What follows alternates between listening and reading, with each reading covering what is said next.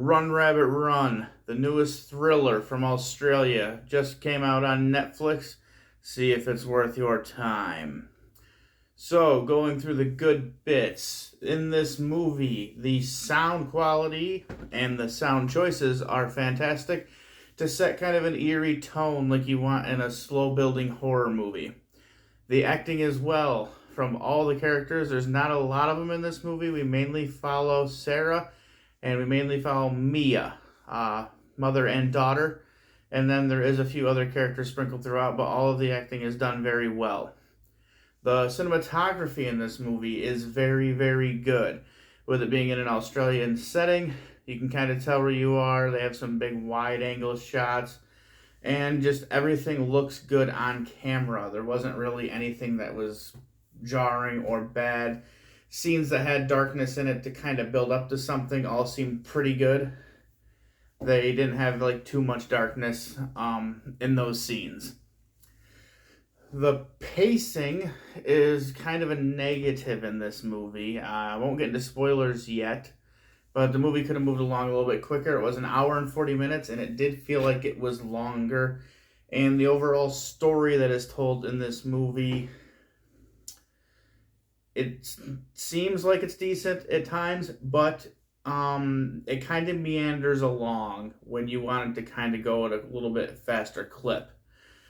So the story is Sarah and her daughter Mia. They just lost their grandfather, and at the same time they're dealing with the grief of that, and Mia turns 7 years old, and when she does, there's a rabbit that shows up on her doorstep out of the blue, and she wants to take it in.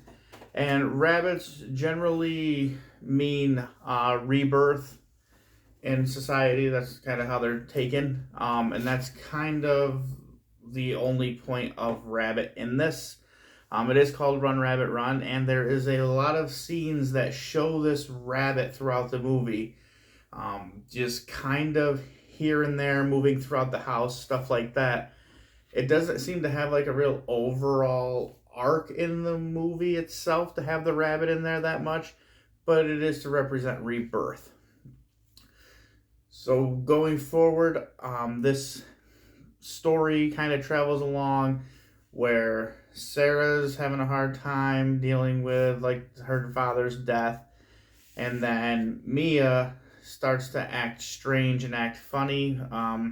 Sarah was going to try to get rid of the rabbit. The rabbit scratched her so it could stick around. And Mia saw this, and from that point on, Mia starts saying some strange things. She makes a mask that looks like it's a rabbit, and she just kind of acts like a completely different person.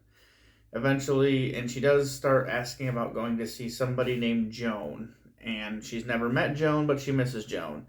And Sarah kind of refuses to want to let her see Joan. There's a reason for that.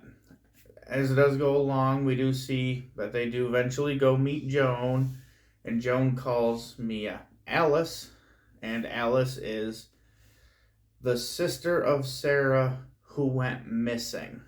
And we're kind of going to follow this story of what happened when she went missing. Is there anything that can tell what happened, how this has affected Sarah, and why this death of her father is now bringing out all these different feelings that Sarah's feeling. Why is Mia acting the way she is?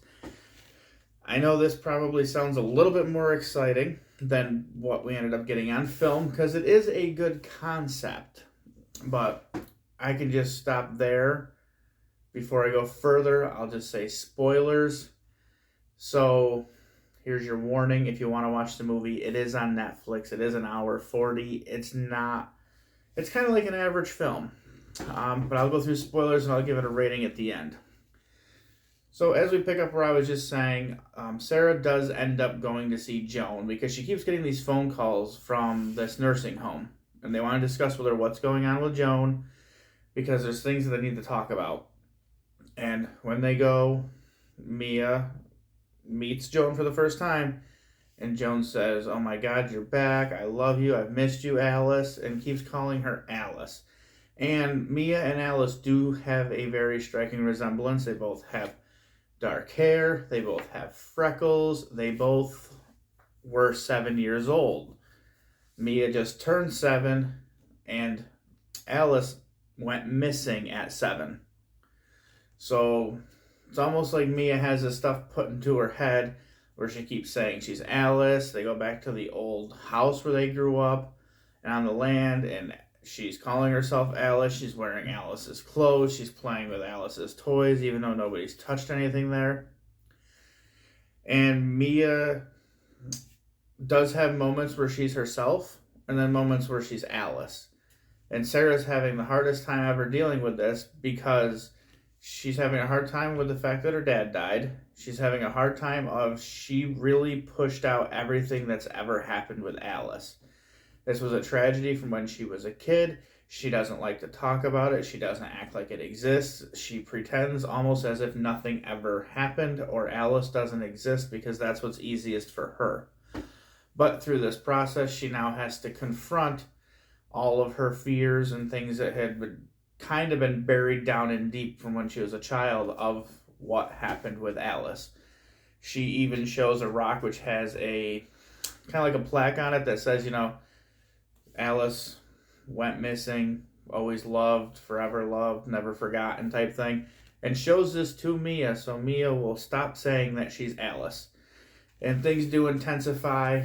There is a scene where she takes down every single picture in the house to try to get Mia to stop saying she's Alice. And she puts them in a box and she takes them out to this old shed.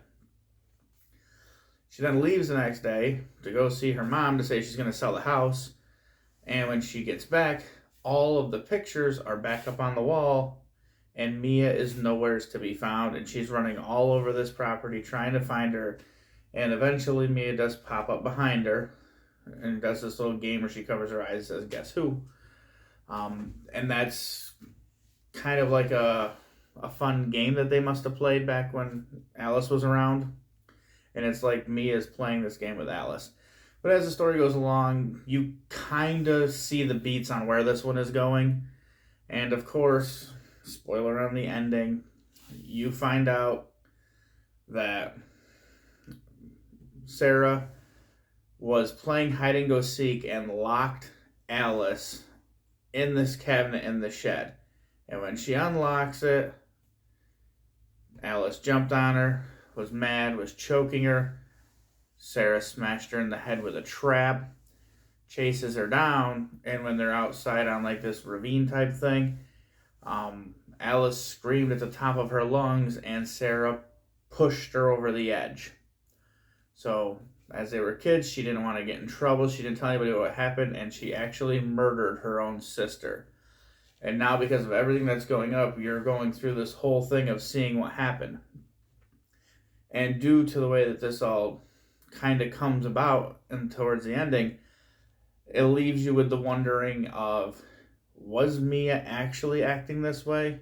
Or was this all just stuff that was in Sarah's head? She made it all up. She just was imagining everything because she had so much trauma from killing her own sister. So it doesn't really explain that part at all. That leaves it up to you as the viewer to figure out what your thoughts are on it. And at the very end, we do see Sarah running to the door because she can't find Mia anywheres. And it's like we see Mia get pulled out from underneath the bed like she was dragged off by a ghost. And we see Alice and Mia walking hand in hand towards that edge where she got pushed off as Sarah's screaming, but there's no audio at all. And the movie just ends as they're walking. So, also leaves it wide open. Was she walking her to the edge to push her off and kill her so that, you killed me, now I'm killing your daughter? Is it just something that she's picturing because she just has so much trauma from what she did to her sister, and her daughter looks a lot like her sister, so now she's just going to be reliving this all the time? It doesn't really answer any questions, which is okay in some movies, but in this movie, it felt like it was meandering along for so long while you're waiting for stuff to build up. And with the music and stuff, there is a lot of tension, but tension only gets you so far. There's a few scenes that are kind of darkish, grisly looking in a sense for this movie, not in general. There is a scene where Sarah goes after her daughter with a pair of scissors because she sees her bleeding. So it's like Sarah kind of hallucinates these things too, of like nose bleeding, head bleeding, all this stuff that she actually saw on Alice that she's seeing on Mia. And when she's trying to cut her hair to see where the blood's coming from, which she's not actually bleeding, she ends up slicing her arm open a few times. So overall, like I said, the movie isn't bad. It's a decent concept. It's a throwaway story in a sense because it takes too long to get to where it's going, kind of like my video is right now. Just kidding. But it does. It just takes forever to just get somewheres. And then when you finally get to that ending like you want with a slow burn to have this huge payoff, it's just kind of like blah. Like there's no huge payoff for this movie. So it just leaves you thinking, wow, I just wasted an hour and 40 minutes of my life. But the acting is good. The cinematography is good. The music is good. It had everything going for it. It's just the story is not that great.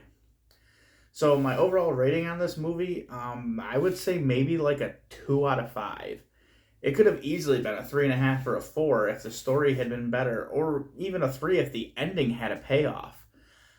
But you can't build up that much tension in a slow burn, leave it on an ending like that. It just doesn't make any sense. So that's my thoughts. You can let me know in the comments whether or not you liked Run Rabbit Run if you've watched it yet. Remember, guys, like, subscribe, share this with anybody who might want to see it. And until the next one, rest in peace.